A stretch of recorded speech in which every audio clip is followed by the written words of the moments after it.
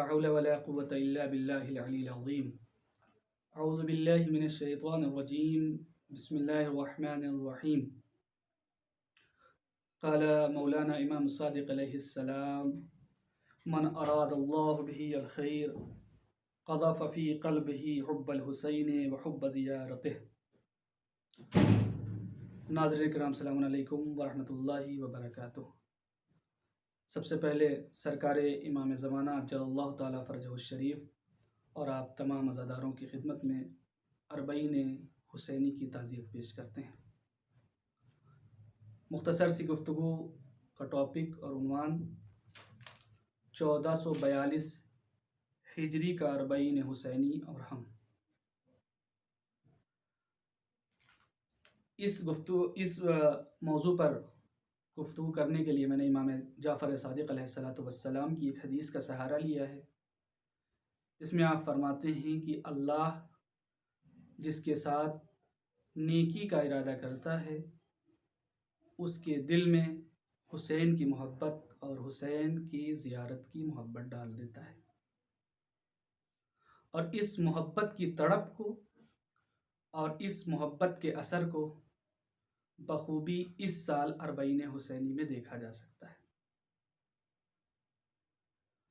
یہ 1442 ہجری عاشقان حسین، عزاداران امام حسین علیہ السلام، محبان امام حسین علیہ السلام کے لیے سب سے سخت ترین سال. میری زندگی میں اتنا سخت امتحان ابھی دیکھنے کے لیے نہیں ملا. ابھی محرم آنے والا تھا، لوگوں کے دلوں میں یہی تڑپ تھی کہ اس بار ہم محرم کیسے کریں گے. یہ عالمی پیمانے پر جو وبا کرونا وائرس چل رہا ہے، اس کو لے کر ہر انسان، ہر عزادار، ہر محب حسین متفکر تھا، لیکن دل میں ایک امید یہ تھی کہ ہو سکتا ہے وقت آتے آتے، محرم میں داخل ہوتے ہوتے یہ وبا، یہ مرض ختم ہو جائے. لیکن افسوس یہ ختم نہ ہوئی. عزاداروں نے جیسے تیسے عزاداری برپا کی، اور ظاہر ہے یہ وہ ذکر ہے کہ جو کبھی رک نہیں سکتا. اس کا وعدہ خود اللہ نے کیا ہے. یہ ذکر ہمیشہ باقی رہنے والا، قیامت تک باقی رہنے والا ہے اور باقی رہے گا. ہاں، یہ ضرور ممکن ہے کہ انداز بدل جائے جیسے اس سال بدلا. عاشور گزر گئی، اب عزاداروں کے دل میں ایک للک اور ایک تڑپ اور ایک بے چینی یہ ہے کہ چلو عاشور تو گزر گئی، لیکن ابھی اربعین باقی ہے. اربعین میں ہم حسین کے دربار میں حاضر ہو جائیں گے، بارگاہ میں حاضر ہو جائیں گے.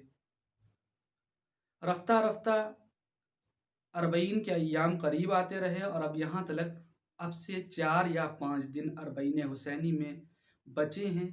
عاشقوں کی تڑپ کا اندازہ نہیں لگایا جا سکتا. ہر انسان خود اپنی تڑپ کا جائزہ لے اور احساس کرے، خاص کر ان کی تڑپ اور ان کی بے چینی جو ہر سال اربعین کے موقع پر حاضری کا شرف حاصل کرتے تھے، اور وہاں سے وہ محظوظ ہو چکے تھے اور اس لذت کو حاصل کر چکے تھے جو پیادہ روی، مشی، اربعین واک.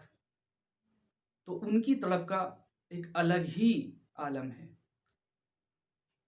اور اس بار ہر انسان یہی اپنے مولا سے کہہ رہا ہے، اپنے آقا سے کہہ رہا ہے: میرے آقا اور مولا، کیا پچھلے سال کی، گزشتہ برس کی ہماری حاضری کو آپ نے قبول نہیں کیا، یا آپ کی بارگاہ میں کوئی جسارت ہو گئی تھی جو سزا کے طور پر مجھے اس بار طلب نہیں کیا؟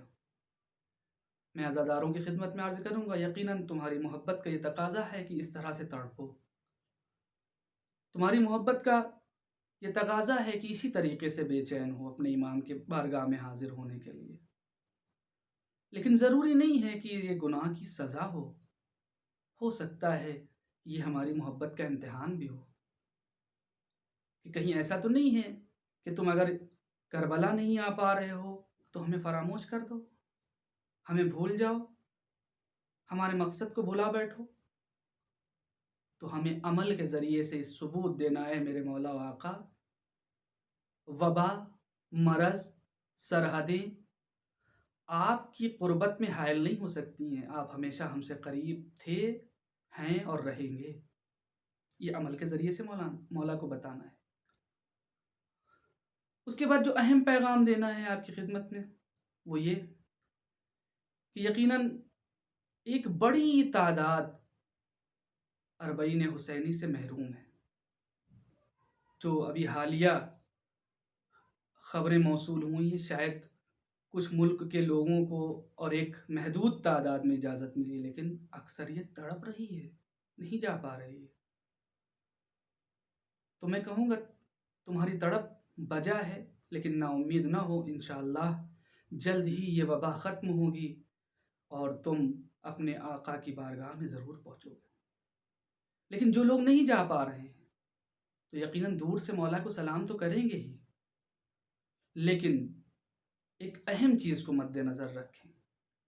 इस बार जो सफ़र में अखराजात होते थे वो हमारे अखराजात नहीं हो रहे हैं। हम जाते थे सफ़र में, जो भी पैसा हमारा खर्च होता था, ज़ाहिर है इस बार सफ़र पे नहीं जा पा रहे। शायद इसमें भी हमारा इम्तिहान हो कि जो पैसा हमारा खर्च नहीं हो रहा है इसको हम कहाँ मसरफ़ करेंगे। शायद ये हमारा इम्तिहान लिया जा रहा हो। तो ज़रूरी है कि हम इस पैसे को सही जगहों पर सर्फ करें। हम इस चैनल के ज़रिए से तमाम दुनिया को पैगाम देना चाहेंगे कि जो इस बार ये पैसा हमारा बच रहा है, तो क्यों न इस पैसे को ऐसी बेहतरीन जगह पर सर्व करें जिससे हमारा आका और इमाम राज़ी हो जाए। और मुझे जो नज़र आता है और जो मेरी अक्ल कहती है कि इस वक्त इस पैसे को जो कोरोना में मुब्तला मरीज़ हैं उन पर सर्व किया जाए। पहले मोमिनीन में तलाश करें, अगर मरीज़ हैं तो उन पर इस पैसे को, शायद इससे अच्छा सर्व और इससे अच्छा खर्च कोई और मोरिद ना हो।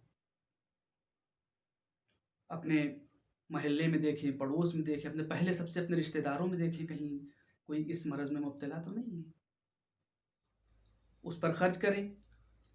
और यहाँ तलक कि उन अफराद पर खर्च करें जो अभी कोरोना से बाहर निकले हैं, क्योंकि जिन लोगों को कोरोना ने घेरा और जो लोग कोरोना में गिरफ्तार हुए और अल्हम्दुलिल्लाह सेहतयाब हो गए, जब उनसे बात करते हैं तो कई महीने गुजर जाने के बाद बताते हैं कि बहुत कमज़ोरी है, बहुत वीकनेस है।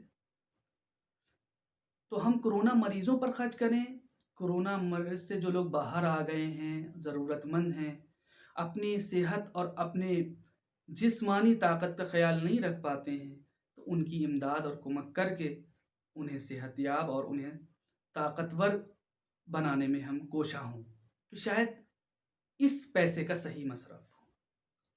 और फिर जो लोग अरबईन पर जा रहे हैं उन्हें भी एक पैगाम देना चाहेंगे कि ऐ अरबईन पर करबला में हाजिर होने वाले ज़व्वार, खुशनसीब हो तुम कि तुम्हें फिर बारगाह हुसैनी में शरफ़ हाज़िरी मिल रही है।